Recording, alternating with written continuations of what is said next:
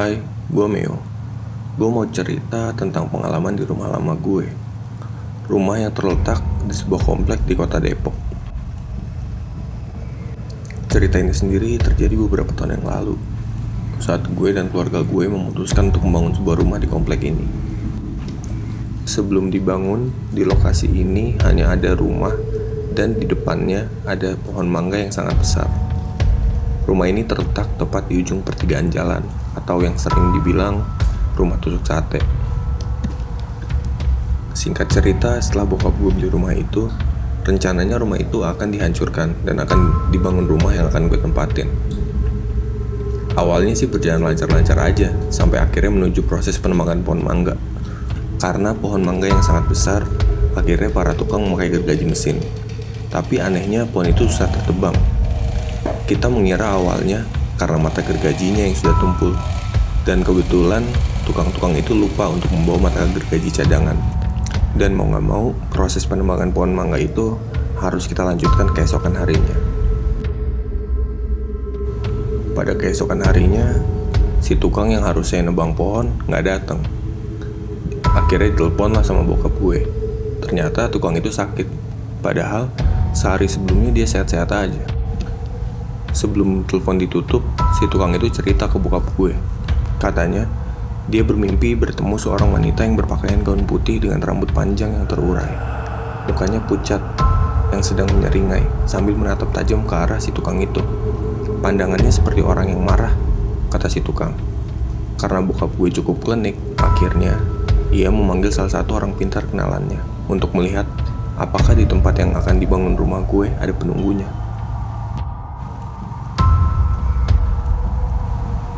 Setelah lama ditunggu, akhirnya orang pintar kenalan bokap gue pun datang. Saat dia sampai di lokasi pembangunan, katanya di tempat ini banyak penunggunya. Ada pocong, anak kecil, dan lain sebagainya. Tapi yang paling kuat memang hantu wanita di pohon mangga itu. Dan katanya hantu wanita itu memiliki aura negatif. Orang pintar itu mendeskripsikan sosok wanita yang ada di pohon mangga itu. Dan ternyata sama persis dengan wanita yang datang ke mimpi si tukang penebang pohon. Orang pintar itu pun mencoba berkomunikasi dengan hantu wanita itu. Dan katanya, wanita itu marah karena tanpa izin menebang pohon mangga yang menjadi rumahnya. Dan ia tidak mau pergi karena merasa sudah tinggal lama di sini. Karena proses pembangunan harus tetap berjalan, bokap gue akhirnya minta sama orang pintar itu untuk mengusir hantu wanita tersebut. Orang pintar itu mengiyakan, tapi ia minta sesajen berupa kembang, kemenyan, dupa, dan darah ayam. Dan pengusiran bakal dilakuin pada malam hari. Bokap gue pun menyanggupkan sesajen tersebut. Akhirnya malam tiba dan proses pengusiran itu dimulai. Karena gue sangat penasaran, gue akhirnya ikut ngeliat proses pengusiran tersebut. Awalnya sih biasa-biasa aja, gak terjadi apa-apa. Tapi tiba-tiba gue ngerasain hawa dingin yang cukup aneh. Dan muncul suara anak ayam, entah dari mana datangnya. Gue lihat si orang pintar itu cuma duduk sila sambil merem, dan di depannya ada sesajen yang udah disiapin. Gue cukup takut saat itu, dan seketika suara anak ayam itu hilang, dan berganti menjadi suara tangisan seorang perempuan. Suara tangisan itu benar-benar bikin bulu kuduk gue merinding seadanya. Gue sangat takut saat itu, tapi gue lebih takut lagi kalau harus pulang ke rumah sendirian. Gue lihat lagi si orang pintar itu, badannya geter, mulutnya komat-kamit, entah apa yang dia ucapin. Malam itu bener-bener malam yang menegangkan buat gue. Hawanya bener-bener gak enak. Gue lihat bokap gue, tatapannya datar ngeliat ke arah atas pohon mangga.